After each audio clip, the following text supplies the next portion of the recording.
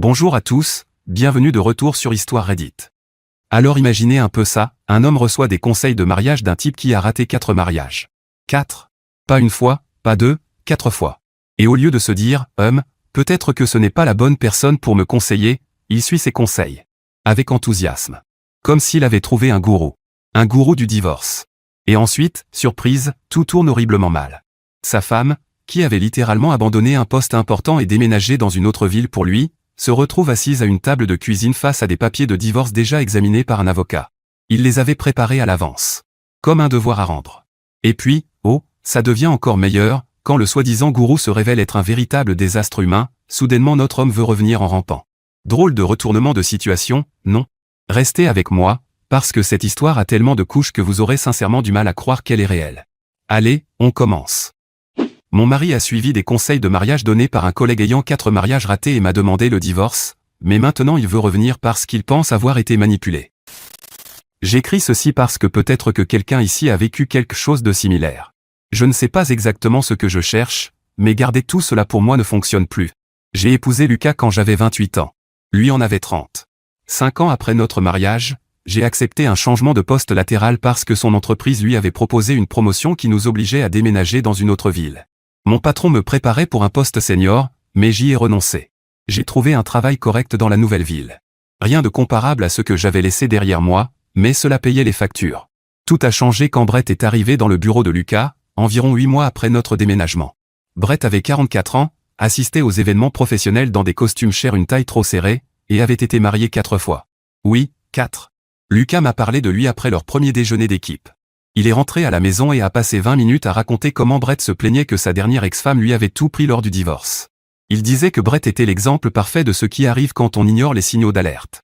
Les sorties du week-end ont commencé discrètement. Brett a invité Lucas à un match de basket, puis il y a eu les verres après le travail le vendredi. En moins de 2 mois, Lucas voyait Brett 2 fois par semaine. Il revenait de ces rencontres différents. Il n'était pas ivre. Il s'asseyait sur le canapé en faisant défiler son téléphone, souriant de temps en temps, mais quand je lui demandais ce qui le faisait rire, il répondait que je ne comprendrais pas. Les remarques ont commencé vers le 3e mois de leur amitié. Un samedi, j'ai demandé à Lucas de m'aider à déplacer quelques meubles parce que j'avais mal au dos. Il a poussé un profond soupir et a dit que je cherchais toujours des choses à lui faire pendant son seul jour de repos. Je lui ai rappelé que le samedi précédent, il avait passé la journée à jouer au golf avec Brett, et celui d'avant dans un bar sportif à regarder des matchs. Selon lui, je tenais les comptes exactement comme sa mère le faisait avec son père.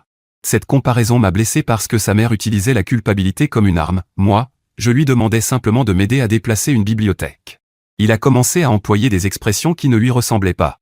Un soir, j'ai mentionné que j'étais épuisé après avoir remplacé 2 collègues malades toute la semaine.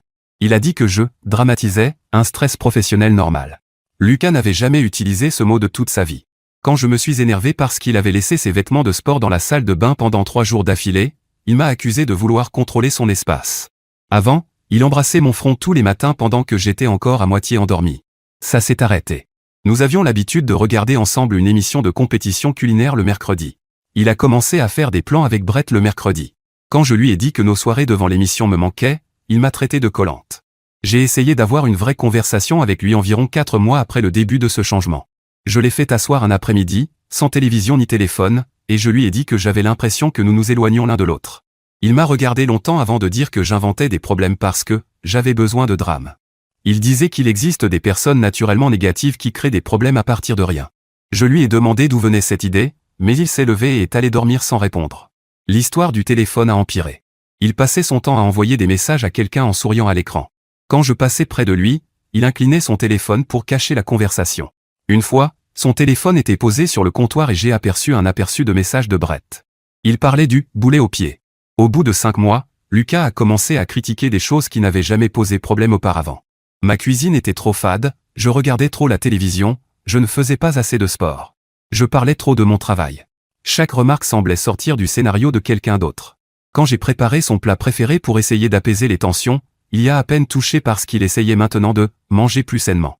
Brett lui avait parlé d'un régime. 6 mois après l'entrée de Brett dans nos vies, Lucas a cessé d'aller se coucher en même temps que moi. Il restait éveillé après minuit à faire quelque chose sur son ordinateur portable dans le salon. Quand je lui ai demandé sur quoi il travaillait, il a dit qu'il faisait des recherches sur des investissements. Je savais à quoi ressemblent des recherches d'investissement, et ce n'était pas ça. À la place, il était sur Reddit et YouTube à lire des choses et regarder des vidéos. J'ai commencé à dormir seul la plupart des nuits. Je me réveillais et il était déjà parti courir le matin, ce qui était nouveau parce que Lucas n'avait jamais été un coureur. Apparemment, Brett courait des marathons. Le 7e mois a apporté la grande dispute. J'ai reçu un appel de mon ancien patron me demandant si j'envisagerais de revenir pour le poste senior qu'on m'avait proposé auparavant. Ils étaient prêts à me laisser travailler à distance, mais je devais voyager 2 fois par mois. Le salaire était bien meilleur et c'était la carrière à laquelle j'avais renoncé. J'étais tellement enthousiaste que j'en ai parlé à Lucas pendant le dîner ce soir-là. Il a posé sa fourchette et m'a demandé si j'étais sérieuse. Et je l'étais, parce que c'était une excellente opportunité. Il m'a traité d'égoïste parce que je privilégiais ma carrière à notre mariage. Je lui ai rappelé que j'avais déménagé pour sa promotion, alors je ne comprenais pas pourquoi ce n'était pas la même chose. Je gagnais bien ma vie. Pas autant que lui, mais suffisamment pour que qualifier son travail de « seule source de revenus » soit insultant. Nous ne nous sommes pas parlé pendant 2 jours après ça. La fin est arrivée un matin. J'étais en train de me préparer pour aller travailler quand Lucas m'a demandé de m'asseoir à la table de la cuisine. Il avait déjà rempli les papiers du divorce, déjà examinés par un avocat d'après l'entête en haut de la page. Il avait préparé tout un discours. Nous étions devenus des personnes incompatibles, il était malheureux depuis longtemps mais avait essayé de faire fonctionner notre mariage, et nous voulions des choses différentes dans la vie. Il a utilisé le mot « authentique » 3 fois parce qu'il avait besoin d'être fidèle à lui-même. Je lui ai demandé quand il avait pris cette décision, et il a répondu que cela mûrissait depuis des mois.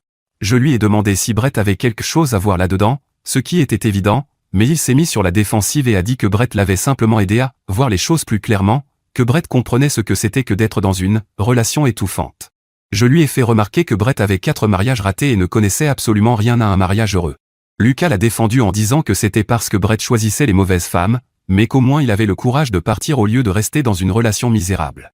Voilà ce qu'était devenu 6 années de mariage, un dossier posé sur une table de cuisine. J'ai déménagé la semaine suivante. Mon ami avait une chambre libre et Lucas est resté dans la maison. J'ai pris mes vêtements, mes livres, et je suis parti. Il m'a envoyé un message après mon départ. Il disait qu'il espérait que nous pourrions rester civilisés et qu'il voulait une séparation propre.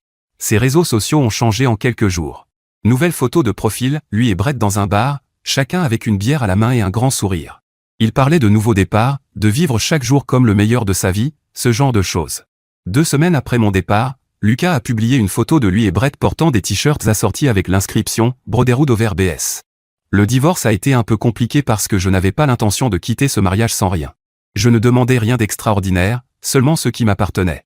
Mon avocate a dit que j'avais droit à davantage étant donné que j'avais sacrifié ma carrière en déménageant, et c'était absolument vrai. J'ai obtenu la moitié de la maison et la moitié de nos économies communes, ainsi qu'une petite compensation pour avoir accepté un autre emploi au lieu de ma promotion. Évidemment, Lucas s'est battu contre cela, mais le juge a estimé que c'était juste, et l'affaire a été réglée ainsi. Lucas m'a envoyé un dernier message le jour où les papiers ont été finalisés. Il disait « C'est terminé, prends soin de toi. 6 ans de mariage, et voilà ce que j'obtenais, prends soin de toi. » Comme si j'étais simplement une connaissance croisée au supermarché. Un ami commun m'a raconté que Lucas et Brett avaient organisé une fête le mois dernier. Ils avaient même fait préparer des biscuits personnalisés portant l'inscription « Ombre Liberado, homme libéré ». Je n'ai pas pleuré à cause de tout ça, je ne sais pas pourquoi. Peut-être que je suis encore en train d'assimiler ce qui s'est passé. Peut-être que j'ai déjà épuisé toutes mes émotions pendant ces mois-là. Je ne sais pas pourquoi j'écris cela. Peut-être simplement pour sortir tout ça de ma tête. Mise à jour 1. Environ 5 ou 6 semaines après mon post original, Lucas a commencé à m'écrire. C'était des messages aléatoires, comme si nous étions encore amis ou toujours mariés. Je n'ai pas répondu. Puis, quelques jours plus tard, il m'a envoyé un message pour demander si j'allais bien. Je l'ai laissé sans réponse aussi. J'ai commencé à faire des heures supplémentaires dans mon travail actuel. Pour ceux qui ont demandé, l'ancienne offre d'emploi a été retirée. Mais comme je suis resté pour aider à résoudre certains problèmes de l'entreprise sans qu'on me le demande, mon patron l'a remarqué et a mentionné qu'un poste pourrait se libérer dans quelques mois. Ce n'est pas exactement la même opportunité, mais c'est la première fois depuis des années que je suis aussi enthousiaste à propos de mon travail. Mon amie m'a invité à dîner chez elle il y a 3 semaines. J'ai failli ne pas y aller parce qu'en ce moment je suis épuisé par tout ce travail, et le peu de temps libre que j'ai, je l'utilise pour me reposer. Mais elle a insisté en disant que je devais sortir de mon appartement pour autre chose que le travail, et je ne pouvais pas vraiment contester cette logique. Il y avait environ 8 personnes. L'une d'elles était un homme nommé Kevin, qui venait juste d'arriver en ville pour un projet. Kevin et moi avons fini par discuter presque toute la soirée. Quand il est parti, il m'a demandé mon numéro. Ce n'était pas la phrase la plus élégante que j'ai jamais entendue de la part d'un homme, mais ça m'a semblé sincère, alors je le lui ai donné. 4 jours plus tard, nous prenions un café ensemble, puis nous avons dîné la semaine suivante. Il ne m'a pas directement interrogé sur mon divorce, mais j'ai mentionné que je sortais récemment d'un mariage. Lui aussi avait traversé quelque chose de similaire 2 ans auparavant. Pendant ce temps-là, l'histoire avec Lucas devenait de plus en plus étrange, les messages se multipliaient. Il m'a envoyé un long texte expliquant qu'il avait beaucoup réfléchi, qu'il avait peut-être pris des décisions trop rapidement, que Brett traversait ses propres problèmes et les avait peut-être projetés sur lui. J'ai lu le message et j'ai bloqué son numéro. 2 jours après ce message, la mère de Lucas m'a appelé. Nous étions restés en bons termes pendant le mariage, donc je n'étais pas assez en colère contre elle pour ignorer son appel. Elle voulait me dire que Lucas avait eu un accident de voiture. Rien de grave, il avait percuté l'arrière d'une autre voiture à un feu rouge parce qu'il était distrait. Aucun blessé, seulement des dégâts matériels. Il avait demandé à me voir à l'hôpital pendant qu'on l'examinait, et elle pensait que je devais le savoir. Je ne savais pas quoi faire de cette information, nous étions déjà divorcés, et c'était une décision qu'il avait prise très fermement.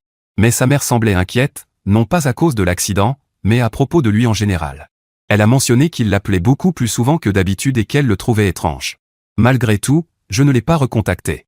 Lucas a envoyé un autre long message 3 jours plus tard, cette fois via les réseaux sociaux puisqu'il était déjà bloqué. Brett avait officiellement emménagé avec lui 1 mois auparavant. À ce moment-là, cela semblait être une bonne idée parce que le bail de Brett arrivait à expiration et qu'il était moins cher de partager les dépenses. Mais cela ne fonctionnait pas, parce que Brett était quelqu'un de désordonné, jouait aux jeux vidéo jusqu'à 3 heures du matin avec le son beaucoup trop fort et laissait de la nourriture pourrir dans l'évier. Ils avaient lancé ensemble un podcast sur les perspectives masculines sur les relations et la vie moderne. Il avait inclus un lien. J'ai écouté un morceau d'un épisode par curiosité morbide. C'était exactement ce que vous imaginez, 2 hommes se plaignant de leurs ex-femmes pendant 40 minutes. Enfin, je suppose, parce que je n'ai tenu que 5 minutes et il semblait évident que ça allait continuer dans cette direction. Dans les commentaires, les gens n'aimaient pas ce qu'ils racontaient. Plusieurs les ont qualifiés d'amers. Une personne a écrit qu'il donnait l'impression d'essayer de justifier le fait d'avoir été de mauvais partenaires. Le message de Lucas continuait. Il disait que le podcast n'avait pas l'accueil qu'ils espéraient. Brett s'était mis en colère à cause des critiques et reprochait à Lucas de ne pas assez promouvoir le podcast. Certains amis avaient cessé de les fréquenter, un de leurs collègues lui avait dit directement que ce qu'il m'avait fait était cruel, et la femme de ce collègue avait bloqué Lucas sur tous les réseaux sociaux. Kevin et moi nous fréquentions depuis environ 3 semaines lorsque je lui ai raconté toute l'histoire de Lucas et Brett. Nous étions dans son appartement et il avait préparé le dîner. Kevin m'a parlé de son ex-femme, de la manière dont elle l'avait quitté pour quelqu'un rencontré lors d'une conférence professionnelle. La semaine dernière, Lucas a envoyé un autre message disant que Brett avait quitté la maison, qu'il s'était disputé et avait cassé certaines choses, et que Brett avait appelé une de ses ex-femmes pour venir le chercher. Il m'a demandé si nous pouvions nous voir pour prendre un café. J'ai répondu non, que je n'étais pas intéressé à continuer à lui parler, puis je l'ai bloqué là aussi. Pourtant, il a créé un nouveau compte juste pour me dire encore quelque chose. Il pensait que je voulais connaître certains détails sur ce qui s'était passé dans notre mariage. Brett l'avait convaincu que son mariage l'empêchait d'être son vrai lui, qu'il avait énormément de potentiel. Il lisait ses forums et regardait ses vidéos qui présentaient le mariage comme une prison. Tout semblait logique quand Brett le disait parce qu'il avait une façon très convaincante de parler. Mais maintenant qu'il avait découvert cette autre facette de Brett, il pensait que tout cela avait été une énorme erreur et regrettait ce qu'il avait perdu. Ensuite, il m'a demandé si nous pouvions réessayer. Il ne parlait pas de recommencer à sortir ensemble, il voulait redonner une chance au mariage. Il voulait m'épouser à nouveau. J'ai répondu avec une série d'émojis morts de rire et un mème. Puis j'ai écrit qu'il ne s'ennuyait pas de moi, mais du fait d'avoir quelqu'un qui cuisinait, partageait les factures et rendait la maison vivante. Je lui ai aussi rappelé qu'il avait jeté 6 années de mariage à la poubelle parce qu'un collègue avec 4 divorces était le pire endroit possible pour obtenir des conseils de vie. Et maintenant que ce collègue était parti, il voulait me récupérer. Il a commencé à répondre pendant même que j'étais encore en train d'écrire. Il suppliait, expliquant que c'était une erreur et qu'il était perdu. Brett l'avait manipulé, je devais comprendre cela. Je l'ai interrompu pour lui rappeler qu'il était un adulte quand il a pris ses décisions. Que Brett ne l'avait pas forcé à déposer les papiers du divorce ni à organiser une fête avec des biscuits célébrant sa liberté, il avait fait tout cela de son propre chef. Je ne l'ai pas laissé continuer à écrire, je l'ai bloqué encore une fois. Je ne sais pas ce que Lucas attendait, que je le reprenne à bras ouverts. Peut-être pensait-il que je serais reconnaissante qu'il veuille revenir. Peut-être croyait-il que le simple fait d'avoir réalisé son erreur suffirait pour que je retourne vers lui. Mon estime de moi n'est pas assez basse pour ça. C'est bien qu'il ait compris son erreur, cela lui servira pour son prochain mariage. Mais il ferait mieux de ne pas compter sur moi, parce que je ne serai pas là quand il aura besoin de quelqu'un. D'accord, attendez une seconde, c'est encore moi. Quand elle a renvoyé ses émojis qui rient à Lucas, moi aussi, j'ai ri. Et puis j'ai arrêté. Parce qu'il y a une vérité inconfortable là-dedans. Le retour de Lucas n'était pas vraiment surprenant. Pas le moins du monde. Parce que des hommes comme Lucas ne partent pas parce qu'ils ont cessé de vous aimer. Ils partent parce que quelqu'un leur a fait croire que partir était courageux. Et au moment où cette personne disparaît, soudainement, cette décision courageuse ressemble juste à une maison froide et vide avec de la nourriture pourrie dans l'évier. Et c'est ça qui pique dans toute cette mise à jour. Il n'est pas revenu parce qu'il avait grandi. Il est revenu parce que le fantasme s'est effondré. Brett était censé représenter la liberté, au final, la liberté, c'était juste deux hommes adultes en train d'enregistrer un podcast que personne n'aimait, vivant ensemble comme des colocataires désordonnés et perdant de l'argent dans de mauvais investissements. Ce n'est pas un éveil personnel. Ce sont juste les conséquences qui finissent par les rattraper. Mais voici la partie la plus inconfortable, elle a presque dû se battre contre l'envie d'avoir de la peine pour lui. On pouvait le sentir entre les lignes. Les appels de sa mère. Les accidents. La lettre de 3 pages. La vie mettait délibérément sa compassion à l'épreuve. Et c'est cruel à sa manière, discrètement. Parce qu'aimer quelqu'un pendant 6 ans, ça ne s'éteint pas simplement comme un interrupteur. Les sentiments ne disparaissent pas, on apprend juste à prendre des décisions malgré eux. Et c'est probablement la chose la plus difficile qu'une personne puisse faire. Bloquer quelqu'un qu'on a autrefois aimé, ce n'est pas être froid. Parfois, c'est simplement survivre. Maintenant, retour à l'auteur du post. Mise à jour 2. La mère de Lucas m'a rappelé il y a 1 mois. Elle s'est excusée de m'avoir contacté auparavant, parce qu'elle savait que nous étions divorcés et que ce n'était pas à elle de me demander d'aller le voir. Puis elle m'a dit que Lucas avait eu un autre accident. Cette fois, il avait fait une embardée pour éviter un cerf et avait percuté une clôture. Il allait bien, seulement couvert de bleu et très secoué. Elle voulait simplement m'en parler parce qu'elle avait besoin de quelqu'un avec qui discuter de son fils. Elle s'inquiétait pour lui parce qu'il semblait récemment très sujet aux accidents, et elle avait besoin de conseils ou d'une idée pour l'aider. Je lui ai suggéré de l'envoyer en thérapie ou de lui trouver quelqu'un à qui parler de ses problèmes. Elle m'a remercié pour cela, et la conversation s'est arrêtée là, elle ne m'a pas demandé d'aller le voir. 1 semaine après cet appel, elle m'a envoyé une lettre de Lucas. Il l'avait écrite après le 2e accident et lui avait demandé de me la transmettre puisque je le bloquais partout. Elle m'a demandé avant si je voulais la recevoir ou non, la décision m'appartenait. Je n'ai pas accepté la lettre, mais je lui ai demandé si elle l'avait lue. Apparemment, Lucas lui avait demandé de le faire afin qu'elle puisse lui donner son avis honnête. Donc, au lieu qu'elle me l'envoie, j'ai demandé un résumé. La lettre faisait 3 pages. Il s'excusait pour beaucoup de choses qui s'étaient produites dans notre mariage à cause de Brett. Il écrivait que Brett n'était pas un génie maléfique, juste une personne misérable qui avait besoin de compagnie dans son amertume. Et Lucas s'était offert lui-même pour remplir ce rôle. La dernière partie de la lettre disait qu'il ne me demandait ni de répondre ni de lui pardonner. Il voulait simplement que je sache qu'il comprenait ce qu'il avait détruit et qu'il espérait que la prochaine personne dans ma vie me traiterait comme je le méritais. Je ne sais pas s'il dit cela sincèrement ou si c'est juste une autre manière manipulatrice de me faire avoir pitié de lui. Quoi qu'il en soit, je ne compte pas répondre. Les choses se passent bien avec Kevin et je ne veux pas gâcher cette possibilité. Notre relation ne mènera peut-être à rien, mais je préfère miser là-dessus. Nous ne nous précipitons pas. Il a son appartement et j'ai le mien. Nous nous voyons quelques fois par semaine et c'est agréable, je suppose. Au travail aussi, ça va mieux depuis que j'ai obtenu le poste. Ce n'est pas exactement le même poste que celui auquel j'avais renoncé pour Lucas, parce qu'il implique d'autres responsabilités. Mais je l'aime bien, parce que j'ai l'impression d'avancer. De toute façon, ce poste suit une trajectoire différente qui m'intrigue. Ce n'est pas ce que j'avais prévu, mais je ne le rejette pas non plus. Lucas a essayé de m'écrire encore il y a 2 semaines. Il demandait si j'avais reçu sa lettre. Je n'ai absolument rien répondu et je l'ai bloqué encore une fois. Je n'ai même pas eu besoin de lui dire que je fréquentais quelqu'un, sa mère le sait déjà et je sais qu'elle lui en a parlé. Je ne pense pas que cela vaille la peine de lui dire directement. Je ne suis pas à ce point en manque d'affection que je retournerais avec lui, même si j'étais seul. La façon dont tout s'est terminé dit déjà tout. Mais quand on veut être le plus loin possible d'une personne, le destin semble se charger de vous rapprocher à nouveau. La semaine dernière, je l'ai croisé dans une librairie. Je feuilletais un livre qu'un collègue m'avait recommandé quand je suis tombé nez à nez avec Lucas, qui tenait un livre de business à la main. Il avait encore des bleus à cause de l'accident.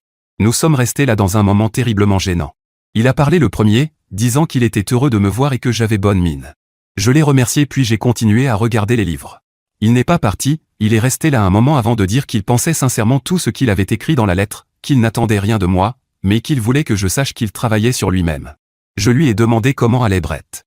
Lucas a répondu qu'il ne savait pas, il ne s'était plus parlé depuis que Brett avait quitté la maison. Il a dit que Brett l'avait bloqué partout après que Lucas avait refusé de lui prêter de l'argent pour son loyer. C'était après que Brett lui avait fait perdre beaucoup d'argent dans un investissement proposé par un de ses amis. Je lui ai dit que j'étais vraiment désolé, puis j'ai pris le livre que je feuilletais et je l'ai acheté pour pouvoir partir. Lucas ne m'a plus réécrit depuis cette rencontre à la librairie. Sa mère m'a appelé encore une fois pour me remercier de ne pas avoir bloqué son numéro et pour me dire que Lucas semblait un peu plus stable ces derniers temps, même si elle s'inquiétait qu'il soit seul. Elle lui a déjà suggéré d'aller en thérapie, et il semble réceptif à cette idée. Kevin m'a demandé si j'envisagerais de me remarier un jour. Nous prenions le petit déjeuner chez moi et le sujet est venu naturellement dans une conversation sur nos projets d'avenir. La vérité, c'est que je n'y avais pas réfléchi, le concept du mariage me paraît désormais compliqué. Il ne me faisait pas sa demande, si c'est ce que vous pensez, il voulait simplement connaître mon opinion sur le sujet après l'échec de mon premier mariage. Après cette conversation, j'y ai beaucoup pensé, même si je ne veux toujours pas me remarier, c'est encore beaucoup trop tôt, je me suis dit que si une personne comme Brett pouvait le faire 4 fois, probablement bientôt une 5e, alors je ne vois pas pourquoi je ne pourrais pas m'accorder une seconde chance. Hier, j'ai reçu un email de mon ancienne patronne, celle qui m'avait proposé le poste senior avant que je déménage pour la promotion de Lucas. Elle lance un cabinet de conseil et veut que je la rejoigne comme associé. Cela signifierait prendre un risque, quitter la sécurité de mon emploi actuel, mais c'est une proposition extrêmement intéressante. Je n'ai pas encore décidé, j'ai beaucoup de choses à réfléchir avant de prendre une décision. Mise à jour 3. J'ai accepté le poste dans le cabinet de conseil. J'ai donné ma démission de mon emploi actuel il y a 3 semaines. Mon patron était déçu mais comprenait ma décision. Le salaire sera inférieur à ce que j'avais auparavant, mais les parts dans l'entreprise compenseront cela sur le long terme. Mon ancienne patronne, désormais associée, s'est occupée de toute la partie juridique pendant que je termine mon préavis. Toute cette période m'a surprise par la direction que prenait ma vie. Par exemple, avec toute l'histoire entre Brett et Lucas. Mais je n'avais jamais imaginé posséder quelque chose qui soit vraiment à moi, et pourtant me voilà. Kevin a été extrêmement présent pour moi pendant tout ça. J'avais peur que tous ces changements arrivent trop vite et que cela lui fasse peur. Au lieu de ça, il m'aide à emballer mon bureau. Il prendra même un jour de congé pour m'aider à déplacer les cartons. Ce nouveau projet exige que je retourne vivre dans mon ancienne ville, puisque c'est là que se trouvera notre bureau. Cependant, une partie des raisons pour lesquelles on m'a proposé ce poste vient des contacts professionnels que j'ai dans cette ville. Je vais devoir y passer du temps, mais aussi rester ici pendant de longues périodes. Je vais prendre un petit logement là-bas, et Kevin viendra me rendre visite pendant les semaines où j'y serai. Il a suffisamment de flexibilité dans son travail pour travailler à distance, et il compte en profiter. Nous avons parlé d'emménager ensemble. Au lieu d'avoir 2 appartements dans 2 villes différentes, je pourrais rester chez lui pendant les périodes où je suis ici. C'est une proposition qu'il m'a faite, et j'y réfléchis sérieusement. Logiquement, cela a tout son sens. Mais en même temps, vivre ensemble me paraît encore un peu étrange. Ma nouvelle entreprise prendrait en charge les frais de logement dans l'autre ville ainsi que les frais de déplacement, donc garder mon appartement ici ne représenterait pas vraiment une dépense supplémentaire. Mais nous passons déjà tellement de temps ensemble qu'il serait plus raisonnable d'économiser cet argent et de vivre avec lui. La mère de Lucas a arrêté de m'appeler. Son dernier message était un texto envoyé il y a 2 mois disant que Lucas fréquentait quelqu'un de nouveau. Cette femme semblait gentille et Lucas ressemblait davantage à lui-même qu'il ne l'avait été depuis plus d'1 an. Je ne suis pas quelqu'un de rancunier, alors cela m'a fait plaisir de l'apprendre. J'ai revu Brett une seule fois, complètement par hasard. J'allais rencontrer un client dans un café lorsqu'il est entré avec une femme qui avait l'air épuisée. Elle portait une alliance. Je l'ai reconnue parce qu'elle était l'une des ex-femmes que Lucas m'avait montrées avant notre divorce. Je ne saurais pas dire laquelle, il y en a trop pour toutes les retenir. Brett ne m'a pas remarqué, il était trop occupé à se plaindre à voix haute du prix du café. La femme, elle, regardait simplement son téléphone. Kevin a rencontré mes parents la semaine dernière. Ils étaient venus me rendre visite et je ne pouvais plus vraiment cacher ma relation à ce stade. Ma mère l'a immédiatement apprécié parce qu'il a réparé son téléphone qui dysfonctionnait depuis des mois. Il a fallu un peu plus de temps à mon père pour s'attacher à lui, mais à la fin du week-end, ils discutaient déjà de tout et de rien ensemble. Lucas a envoyé un dernier message il y a 3 semaines, ce qui me semble étrange puisqu'il est désormais en couple et que je l'ai bloqué partout. Le message disait qu'il avait appris par des amis communs l'existence de ma nouvelle entreprise et qu'il voulait me féliciter. Je n'ai plus eu de nouvelles de Lucas depuis. Les publications Facebook de sa mère apparaissent parfois encore parce que je ne l'ai jamais supprimé de mes amis. On y voit sa nouvelle petite amie et ils ont l'air heureux. J'espère que cela restera ainsi et qu'il ne développera pas une obsession pour moi.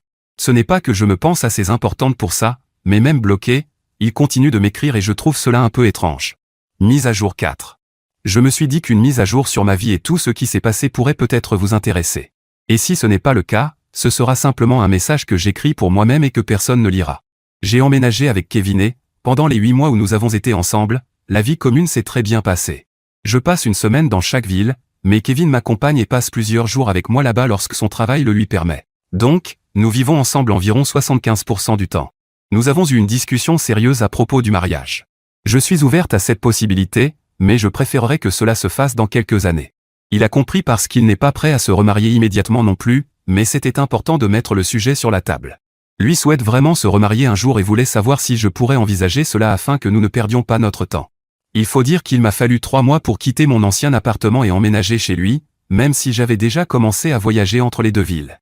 Après un divorce, l'engagement devient compliqué, mais nous avons réussi à gérer cela.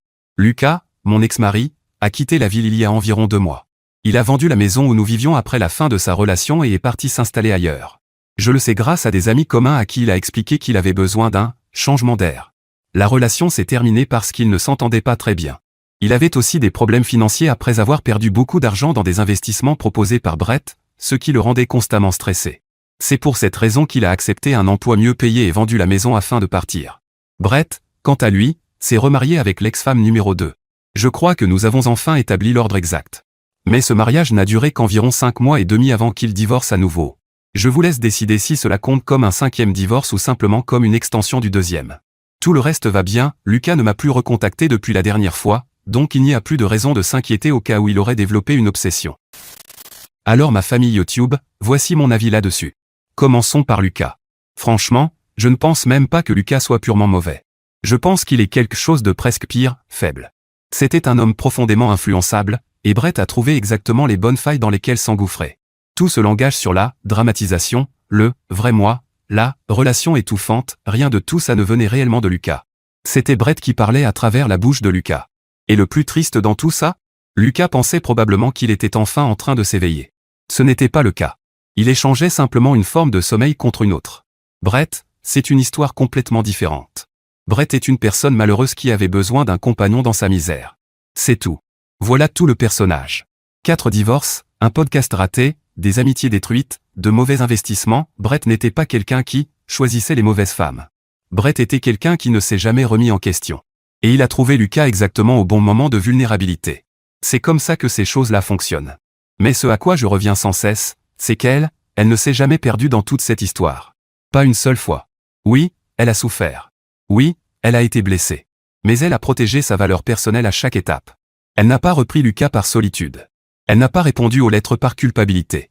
Elle a avancé, le cabinet de conseil, Kevin, la nouvelle ville, non pas pour prouver quoi que ce soit à Lucas, mais parce que c'est sincèrement la personne qu'elle était avant même que Lucas et Brett compliquent sa vie. Et honnêtement, c'est ça la leçon ici. Les personnes qui vous entourent comptent énormément. Pas seulement sur le plan amoureux, mais aussi les amis, les collègues, les voix que vous laissez entrer assez près pour influencer la façon dont vous voyez votre propre vie. Lucas a laissé une personne amère et brisée devenir son confident le plus proche, et cela lui a coûté 6 années d'un bon mariage. Protégez votre entourage. Faites attention aux personnes dont vous laissez la douleur raconter votre vie à votre place. Et si la personne qui vous donne des conseils de couple a plus de divorces que la plupart des gens n'ont eu de relations sérieuses, alors peut-être, juste peut-être, souriez, hochez la tête et trouvez quelqu'un d'autre à qui parler.